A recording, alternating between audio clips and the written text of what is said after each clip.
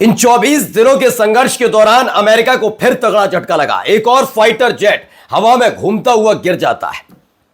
इस fighter jet के गिरते ही दावा किया जाने लगता है कि यह फाइटर जेट नहीं गिरा, लेकिन जैसे ही वीडियो निकलकर सामने आती है, पेंटागन तक हड़कंप मच गया।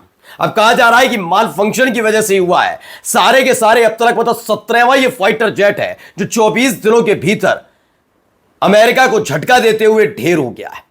इसी के साथ साथ आपको दिखाऊंगा मिडिल ईस्ट के अंदर एक मिलिट्री बेस अगले 24 घंटे के अंदर खाली होने जा रहा है।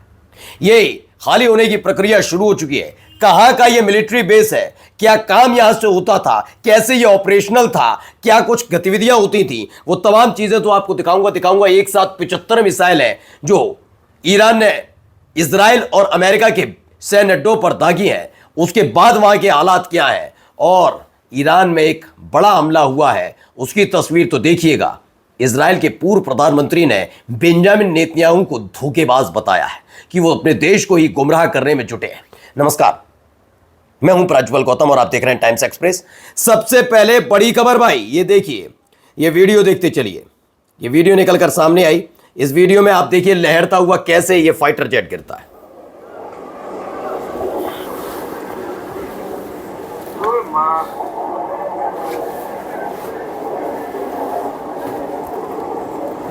ये वही अमेरिका का फाइटर जेट है भाई जो भारत पाकिस्तान संघर्ष में इतने फाइटर जेट गिरे। अपना वाला गिरा बता दो, 17वां है ये, 17th एयरक्राफ्ट ऑफ अमेरिका। जी हां, ये गिरा है। अब किसी ने मारा, इनके तो माल फंक्शन ही हो रहे हैं। मैं तो कह रहा हूं चलो किसी ने इस पर अटैक भी नहीं किया। मैं अमेरिका की बात को आगे कर देते हैं ना, तो क्यों लेगा तुमसे कोई ऐसे फाइटर जेट जो उड़ान भरते भरते ही माल फंक्शन का शिकार होते हैं और खत्म हो जाते हैं। ऐसा कोई हथियार लेगा तुमसे? ये कबाड़ किस्म के हथियार बनाने वाला अमेरिका। कुवैत में अमेरिका का एक और फाइटर जेट क्रैश होने का दावा है। इन सब के बीच खबर भी आई, तेहरान टाइम्स की खबर है, an American fighter jet has reportedly crashed in Kuwait according to the Al Ahad news network. The aircraft was hit and went down just minutes ago. पहले जब खबर आई तो सोशल मीडिया पर जो सक्रिय रहते हैं अमेरिका समर्थक टाइप या जो भी है, उन्होंने कहा ना ना झूठ है, ऐसा कुछ नहीं हुआ, ये पुरानी है। ग्रोक ने भी भाई, चूंकि ग्रोक का क्या काम होता है, ग्रोक का काम होता है कि कोई न्यूज रिपोर्ट करे। तब ऑन द स्पॉट जब उनसे पूछा गया तो ग्रोक ने मना कर दिया। ग्रोक ही अपने मन से थोड़ी ना जस्टिफाई कर पाता, जब अलग अलग जगह से खबरें आ जाती हैं तब जाकर। तो उसने पहले मना किया, अमेरिका ने भी मना कर दिया, ऐसा कोई फाइटर प्लेन हमारा नहीं मार गिराया। लेकिन जब ये वाली वीडियो जो मैंने अभी आपको दिखाई है जैसे ही सामने आई तो उन्होंने कहा गिरा तो है, क्रैश तो हुआ है, लेकिन किसी ने मारा नहीं है, वो माल फंक्शन हुआ है। यानी हुआ है। अब कोई मार दे तो एक बार के लिए और अच्छी बात होती है, कम से कम मार गिराया गया। लेकिन मार गिराना और ज्यादा बेइज्जत वाला था। अब तो मैं कह रहा हूं कि ना भी मार गिराया गया हो, अगर मानकर चलिए ऐसे प्लेन आपके पास है इस एफ सीरीज के और चलते चलते आसमान में ऐसे ही गिर जाते हैं तो युद्ध में जाने लायक हैसियत है उनकी।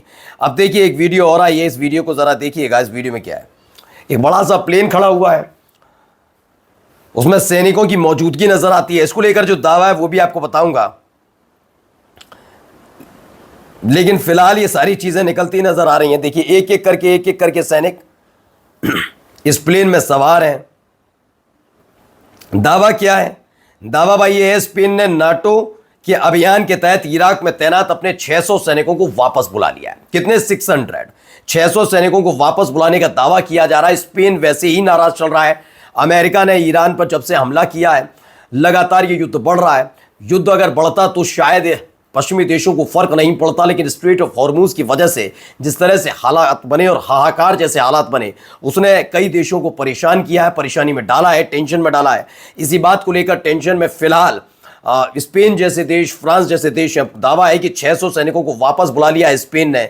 यह खबर तब आई है जब इराक के जो लड़ाका संगठन जो ईरान पर हुए हमले के एवज में लगातार बगदाद यानी इराक के बगदाद में बने हुए विक्टोरिया बेस को निशाना बना रहे हैं।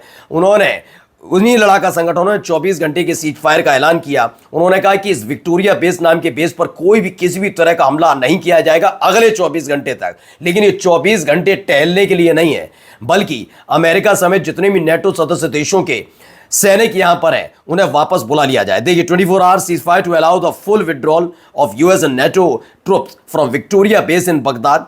तो बगदाद में बने हुए इस विक्टोरिया बेस से वापस बुलाने का ऐलान किया गया।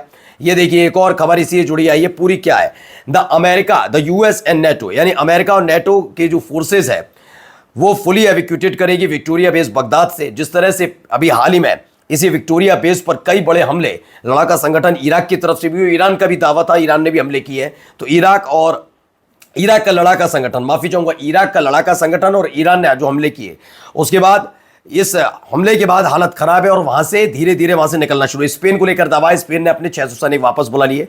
वहीं यह है कि इसकी कितना बड़ा है विक्टोरिया बेस।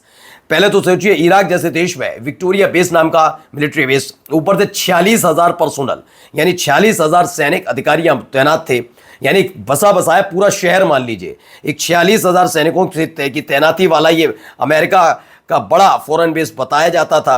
वैसे भी 2003 के बाद इराक में जब से एंट्री हुई है, अमेरिका ने इस जगह अपनी मजबूती लाने की कोशिश की है। लेकिन इसी बीच एक बुरी खबर भी आई। खबर यह आई कि ईरान ने अमेरिकी इजरायली ठिकानों पर एक साथ 75 मिसाइलें दाग दी।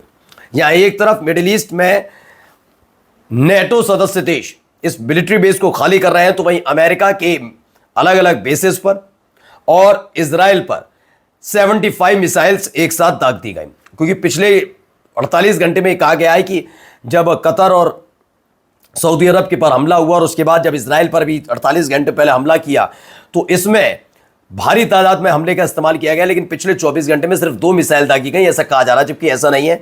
75 मिसाइलें दागी हैं।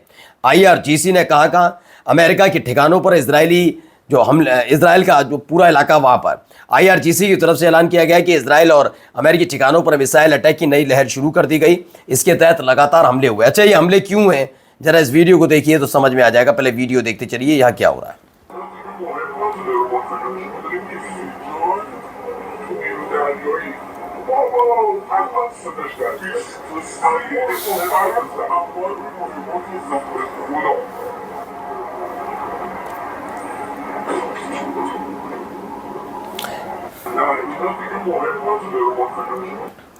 तो ये दक्षिणी ईरान है। ईरान के सिरजान शहर इलाके में अमेरिकी या इजरायली हमले में गोला बारूद के गोदाम में भीषण धमाका हुआ। चूंकि हमला हो और हमले में जहां हमला किया जा रहा है वहां पर पहले से ही गोला बारूद रखा हो तो हालत तो खराब होती है। कुछ ऐसा ही होता हुआ नजर आया। रिपोर्ट में दावा किया है कि यहाँ पर भीषण हमला हुआ। साउथ ईरान के सिरजन सिटी की और एरियल अटैक हुआ। भीषण आग की तस्वीरें सामने आई। एकदम देखिए जोरदार धमाका है। अब आते हैं आखिरी ये खबर जो सबसे महत्वपूर्ण है, जरा इनको सुनिए क्या कह रहे हैं। कौन है ये बाद में बताऊंगा, पहले सुन लीजिए इनको। מטרות שניתנות להשגה, שיש לך את האמצעים ואת אורך הנשימה לבצע אותם, ותמונה מדינית של מה שאתה רוצה בסוף, הדבר הזה היה חסר. האם אבל...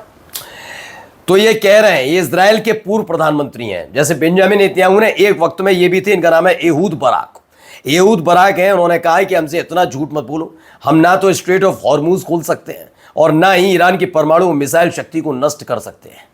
ये वहीं के पूर्व प्रधानमंत्री का कहना है। उन्होंने ये बात नेतन्याहू के लिए कही है कि हमसे झूठ मत बोलो, यानी हमें बेवकूफ़ मत बनाओ। नमस्कार।